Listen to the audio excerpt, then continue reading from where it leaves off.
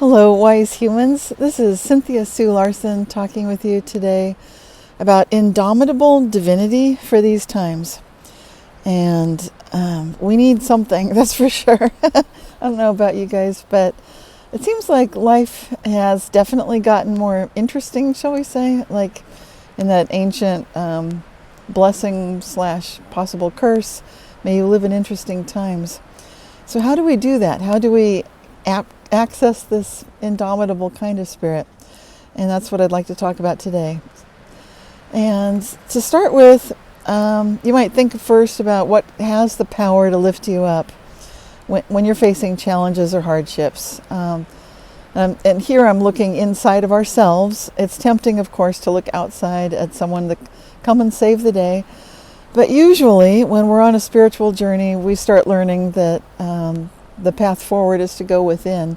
And so there is a word that comes to us courtesy of the country that's currently now won the happiest country in the world designation for 8 years in the running, and that is Finland. And what the word is, Sisu. But before I talk about that, you might wonder, how do they choose a country as being, as the citizens being the happiest in the world?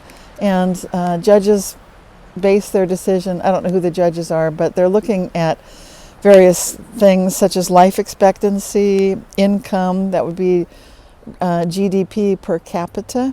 They're looking at things like social support, freedom to make life choices, generosity, freedom from corruption. And there might have been another factor that wasn't named here, and that's the one that I'm talking about because I find it very interesting.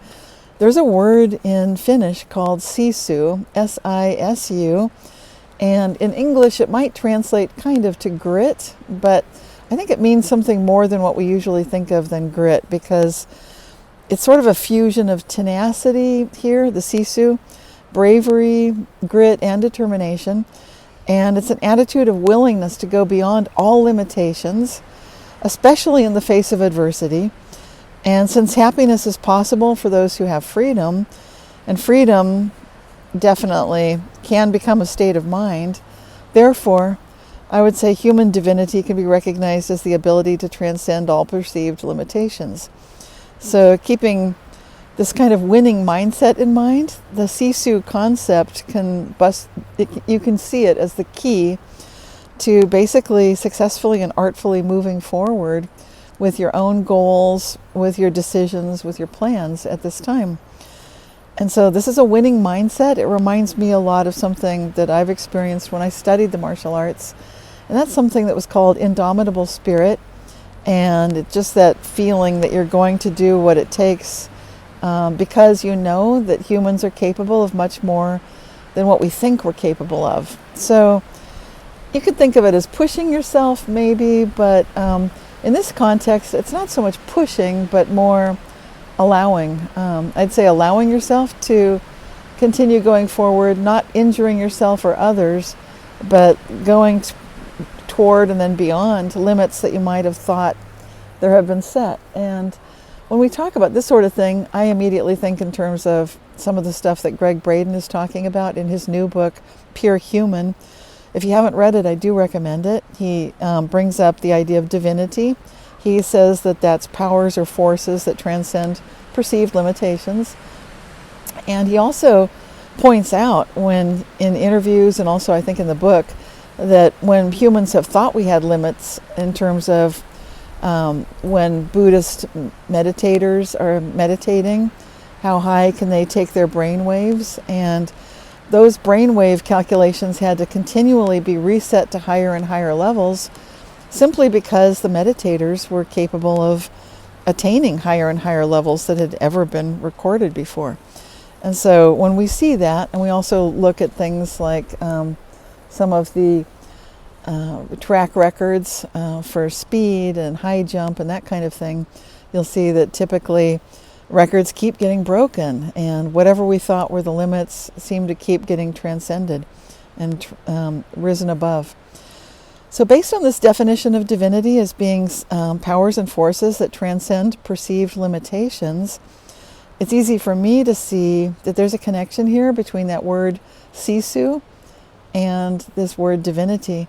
And also the idea about indomitable spirit. There's something coming together here that I can feel. And it gives me an intrinsic sense of capacity for divinity that each and every one of us has. And it's sort of a birthright. And I know Gregg Braden would agree with that, because in his book, Pure Human, he delves into the fact that divinity is definitely an intrinsic part of who we are, to such a degree that it's actually written in our DNA. And that's true for each and every one of us, regardless of circumstance.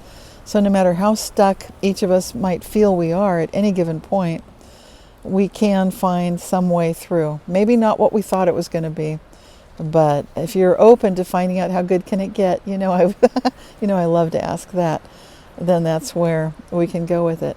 And of course, that's the next place I go with it. I'm asking, how good can it get? Anytime we're looking at any situation, whether it's a problem we're solving, a decision that we need to make, a plan that we're putting together, or just assessing the situation and not knowing what's happening, by asking how good can it get every day, we can basically start seeing things that are going to take us into higher levels.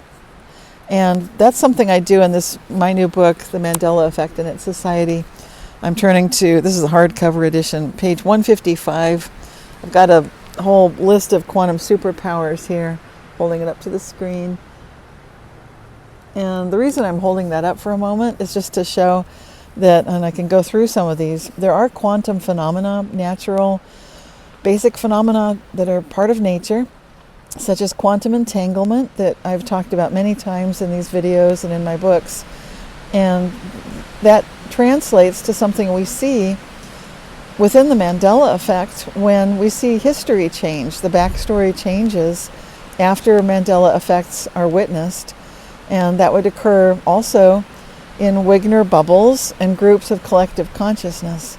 So we can expect that the past might change when we're entangled to something or someone we love in the past. Could be ourselves. Could be people that we're sending retroactive prayer to. And I've talked about that many times as well. Because when we look at studies that have been done, meta studies where they've looked at people sending prayers back in the past, they have recorded that sometimes this can be absolutely recorded as making a positive difference for the past. Other natural phenomenon include, there are lots of these, quantum coherence.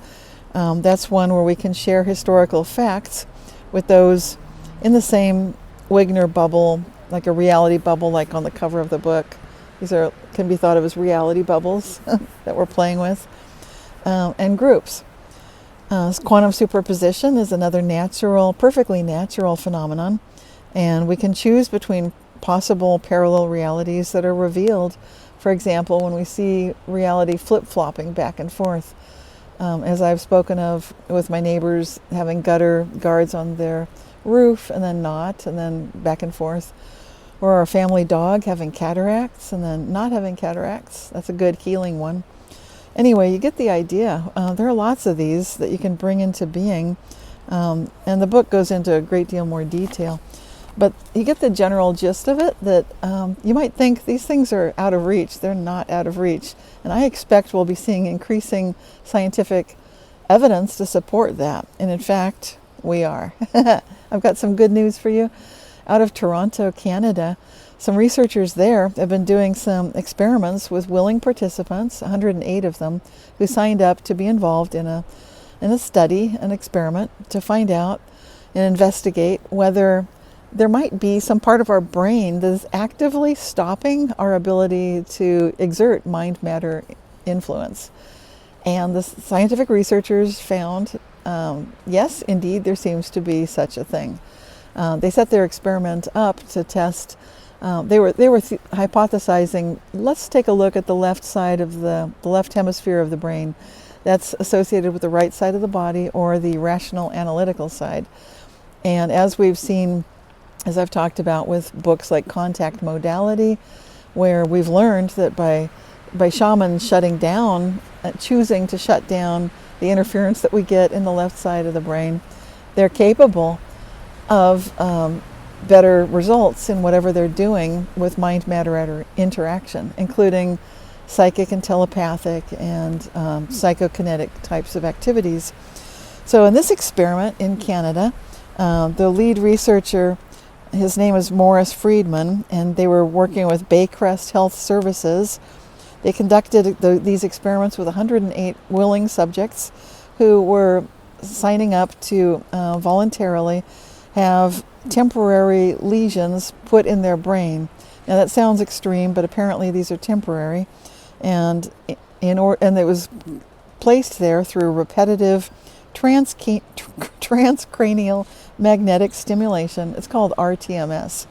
And so when this was done, there's sort of a repetitive signal put out to the point that it stops the existing interference that was hypothetically considered to be possibly happening by the researchers, and it looks like indeed it was happening, because when that was done, then these experimental subjects who got that treatment instead of the placebo, like they got some other treatment or a different part of the brain, the ones who had that exact area of their brain worked on were capable of influencing the cursor on a screen, moving it to the left or moving it to the right, just with their thoughts alone.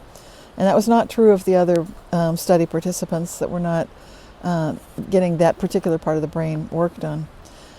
That is exciting, because that means these are regular everyday people. I think that you may have followed some of my other videos. You may have seen the talk I gave in Nashville in November 2024, talking about the science of magical influence, talking about an experiment I participated in with Dr. Dean Radin of Institute of Noetic Sciences, and getting involved as being one of 50 magicians or meditators, and all the 50 of us who were invited and selected did our best to influence an interferometer device. And we were trying to do something with our minds alone, basically, to exert mental influence.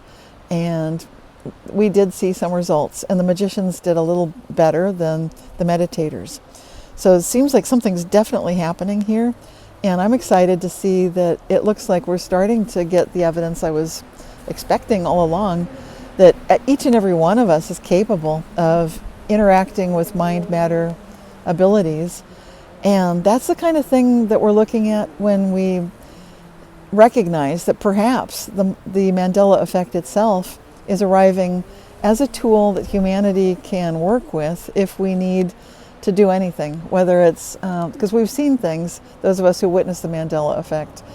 We've seen changes in the physical body with the kidneys being in a different location that seems a little bit better for safety and for the body itself. It seems like they're a little bit more under the safety of the rib cage than they used to be. They've moved upward from where a lot of us remember them to be, and where they used to be called as a kidney punch. They were associated with the kidney punch, and we'd put our hands over our kidneys and our lower back, but they're not there now.